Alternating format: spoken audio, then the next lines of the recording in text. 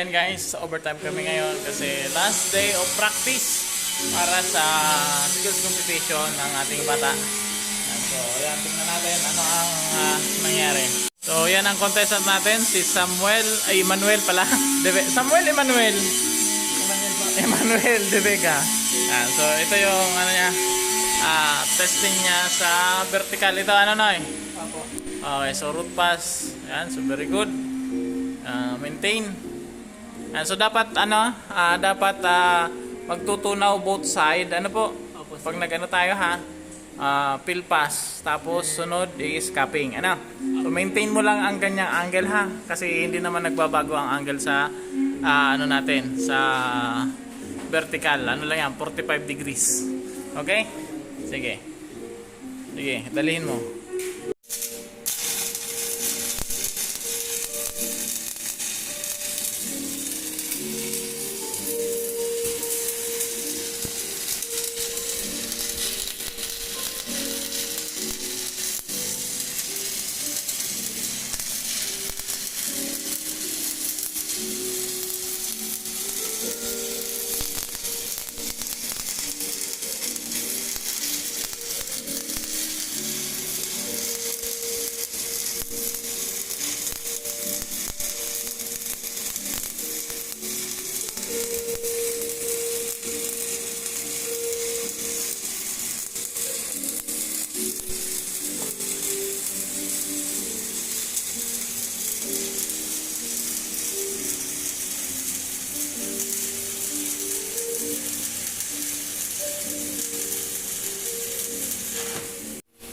Fill pass.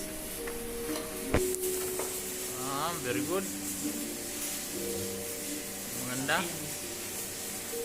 So maintain mo lang oh. Ayo.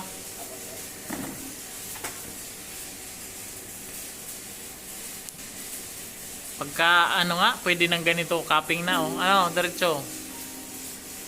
Huwag mo nang lakihan masyado ano. Sige.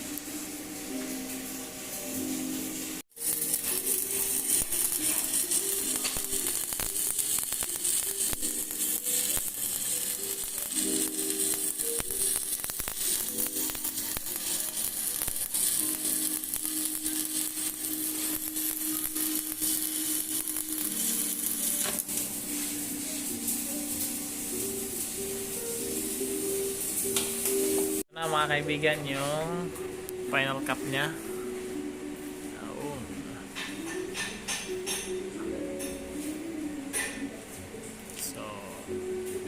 So medyo naalanganin ka lang na yun ng konti sa ano, dugtong.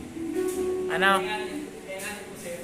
Wag mong gaganituhin ano kasi susukatin yan yung contour niya, yung evenness niya. Ano?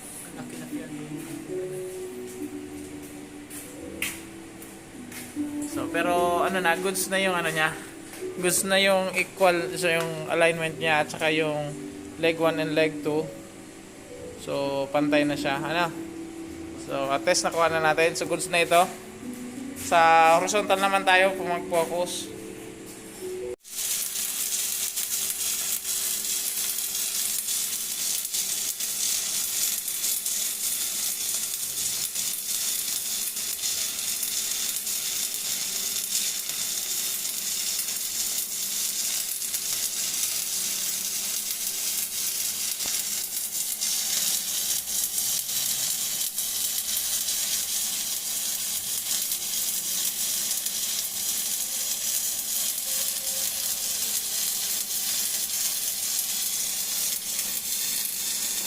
Noy, Angel.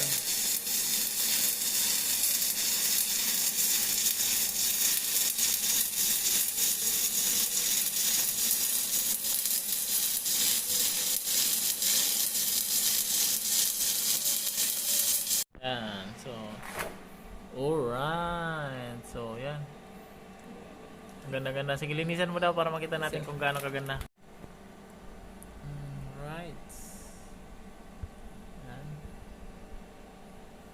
So, pumantay na yung leg 1 and leg 2. Ano? Very good na yan. So, pagka ganyan ang lumabas, no, kahit di ka na diretso na, kumbaga yan na yung capping mo. Basta, aanihin mo yung ano, yung size, ano, didetermine mo. Pagka sobrang laki na or umabot na doon sa maximum, wag mo nang ano, hanggang doon na lang, ano. Okay. So, yan. Kasi ang ano natin, standard size na hinahanap natin is 16 to 15 to 16 mm lang. So, more or less, siya na yan ang size niyan. Kaya, hindi na tayo magdadagdag.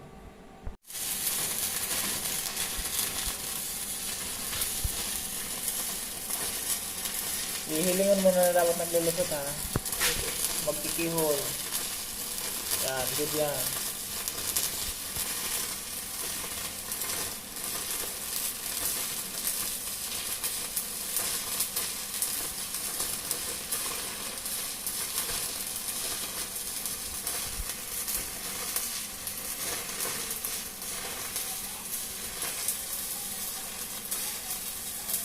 Nawawala.